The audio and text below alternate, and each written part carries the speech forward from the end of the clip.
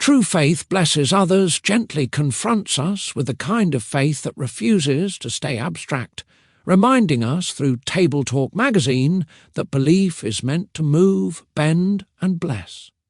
Rooted in James chapter 2, verses 15 through 17, this article invites us to see faith not as a quiet thought tucked safely away, but as a living thing that stretches its hands toward real needs and real people. Here, conviction walks the streets, compassion opens the cupboard, and belief proves its pulse by love in action. Now for our reading. If a brother or sister is naked and destitute of daily food, and one of you says to them, "Depart in peace, be warmed and filled," but you do not give them the things which are needed for the body, what does it profit? Thus also faith by itself, if it does not have works, is dead. James chapter 2, verses 15 through 17. James opens his discussion regarding faith and works with two questions, asking first what good faith does if a person claiming it has no good works, and then asking whether that mere claim of faith can save him.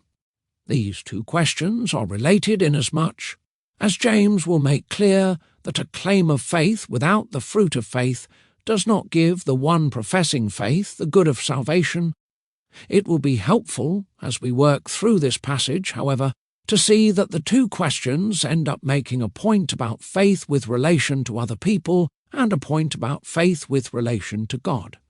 By the time that James is through, we will see that saving faith results in both horizontal and vertical benefits. Horizontally, true faith leads us to bless other people. Vertically, true faith secures friendship with God.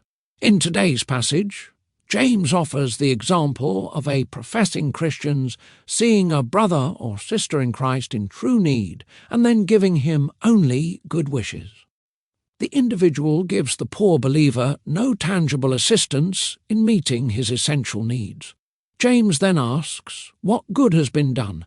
This ties the example back to the first question that opens this section, in which James asks what good it is if a person has faith but does not have works. Repeating the question in the example indicates that James expects true faith to be a blessing not only to ourselves in our relationship to God, but to others as well. If those who profess Christ are not a blessing to others who are in need, then the faith they claim is actually ineffectual to unite them to Jesus. It is a dead faith, having the appearance of belief, but not living and active trust. John makes a similar point when he says that we cannot really love God if we do not love our brothers in the faith, and that we do not have the love of God in us if we close our hearts against fellow Christians in need.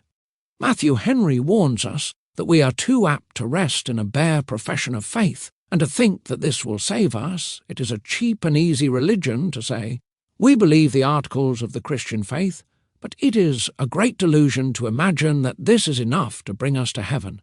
A profession of faith that does not bear fruit in good works is as useless for salvation as well wishes spoken to those in need without any tangible assistance in the form of food and clothing.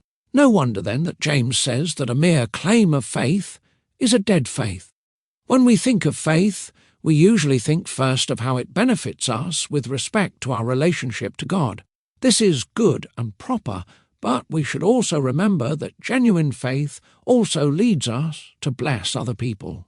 One measure of the strength and authenticity of our faith is the degree to which it has resulted in our blessing others who are in need.